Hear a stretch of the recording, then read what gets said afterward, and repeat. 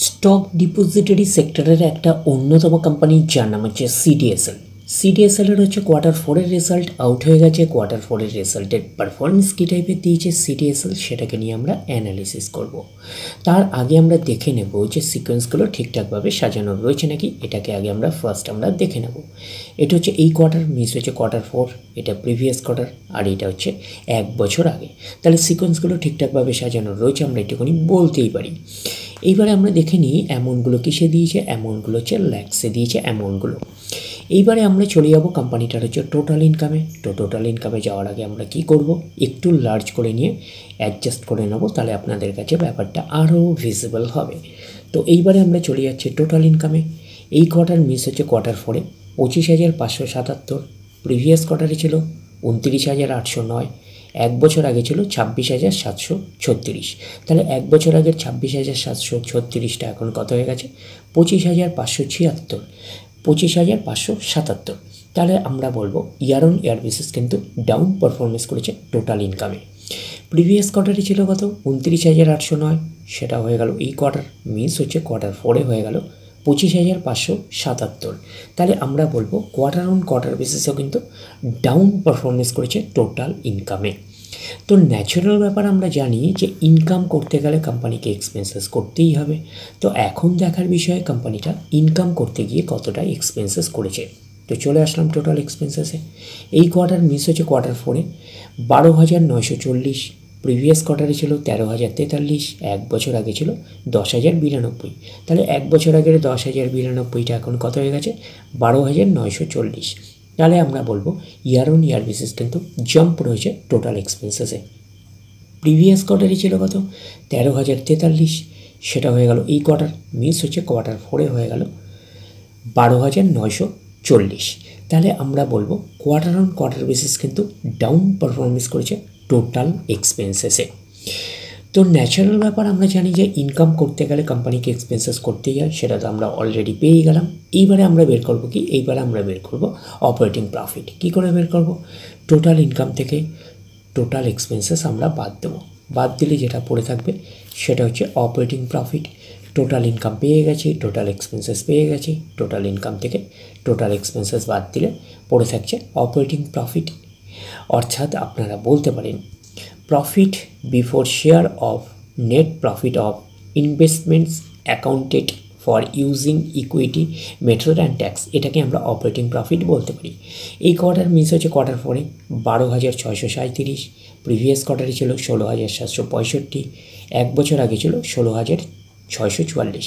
তাহলে 1 বছর আগের 16,644টা এখন কত হয়ে গেছে 12,637। তাহলে আমরা বলবো ইয়ার অন ইয়ার বেসিস কিন্তু ডাউন পারফরমেন্স করেছে অপারেটিং প্রফিটে। প্রিভিয়াস কোয়ার্টারে ছিল কত 16,765, সেটা হয়ে গেল এই কোয়ার্টার, মিন্স হচ্ছে কোয়ার্টার 4-এ হয়ে গেল 12,637। তাহলে আমরা বলবো কোয়ার্টার অন কোয়ার্টার বেসিসে কিন্তু ডাউন পারফরমেন্স করেছে অপারেটিং প্রফিটে। তো অপারেটিং প্রফিটটাই নিশ্চয়ই কোম্পানির মেন প্রফিট নয়। তারপরে বিভিন্ন অ্যাডজাস্টমেন্ট থাকলে সেগুলো প্লাস মাইনাস হবে, গভর্নমেন্টকে ট্যাক্স পে করতে হবে, গভর্নমেন্টকে ট্যাক্স পে করার পরে কোম্পানির কাছে যেটা পড়ে থাকবে সেটা কোম্পানির ফাইনাল প্রফিট বা নেট প্রফিট হিসাবে আমরা কনসিডার করতেই পারি। নেট প্রফিট আফটার ট্যাক্স, এটাকেই নেট প্রফিট বলতে পারি, এটাকেই আমরা ফাইনাল প্রফিট বলতে পারি। এই কোয়ার্টার মিস হচ্ছে কোয়ার্টার 4-এ 10,039, প্রিভিয়াস কোয়ার্টারে ছিল 12,980, 1 বছর আগে ছিল 12,941। তাহলে 1 বছর আগের 12,941টা এখন কত হয়ে গেছে 10,039। তাহলে আমরা বলবো ইয়ার অন ইয়ার বেসিস কিন্তু ডাউন পারফরমেন্স করেছে নেট প্রফিটে। প্রিভিয়াস কোয়ার্টারে ছিল কত 12,980, সেটা হয়ে গেল এই কোয়ার্টার, মিন্স হচ্ছে কোয়ার্টার 4-এ হয়ে গেল 10,039। তাহলে আমরা বলবো কোয়ার্টার অন কোয়ার্টার বেসিসে কিন্তু ডাউন পারফরমেন্স করেছে নেট প্রফিটে। এইবারে আমরা চলে যাব কোম্পানিটার হচ্ছে ইপিএসে, অর্থাৎ আর্নিং পার শেয়ারে। দেখব যে ইপিএসের অবস্থান কী রকম রয়েছে। তো আমরা চলে আসলাম কোম্পানিটার ইপিএসে, অর্থাৎ আর্নিং পার শেয়ারে। এই কোয়ার্টার মিস হচ্ছে কোয়ার্টার 4-এ কত আছে 4.80, প্রিভিয়াস কোয়ার্টারে ছিল 6.23, 1 বছর আগে ছিল 6.18। তাহলে 1 বছর আগের 6.18টা এখন কত হয়ে গেছে 4.80। তাহলে আমরা বলবো ইয়ার অন ইয়ার বেসিস কিন্তু ডাউন পারফরমেন্স করেছে ইপিএসে, অর্থাৎ আর্নিং পার শেয়ার। প্রিভিয়াস কোয়ার্টারই ছিল কত 6.23, সেটা হয়ে গেল এই কোয়ার্টার, মিনস হচ্ছে কোয়ার্টার 4-এ হয়ে গেল 4.80। তাহলে আমরা বলবো কোয়ার্টার অন কোয়ার্টার বেসিসেও কিন্তু ডাউন পারফরমেন্স করেছে ইপিএসে, অর্থাৎ আর্নিং পার শেয়ার। তো ন্যাচারাল ব্যাপার আমরা জানি যে নেট প্রফিটের রিফ্লেকশনটা ইপিএসে পাই, তো নেট প্রফিটের রিফ্লেকশনটা আমরা ইপিএসে পেয়েছি। তো ওভারঅল কনক্লুশন হিসেবে আমরা নেট প্রফিটে কী বলতে পারি, আমরা নেট প্রফিটে বলতে পারি year on year basis down performance করেছে, কোয়ার্টার অন কোয়ার্টার বেসিসে কিন্তু ডাউন পারফরমেন্স করেছে নেট প্রফিটে আমরা বলতে পারি। তো ওভারঅল কনক্লুশন হিসেবে আমরা বলতে পারি সিডিএসএলের হচ্ছে কোয়ার্টার 4-এর রেজাল্ট আমরা বলতে পারি একটা পুয়ার টাইপের পারফরমেন্স করেছে, আমরা কিন্তু এইটুখানি বলতেই পারি।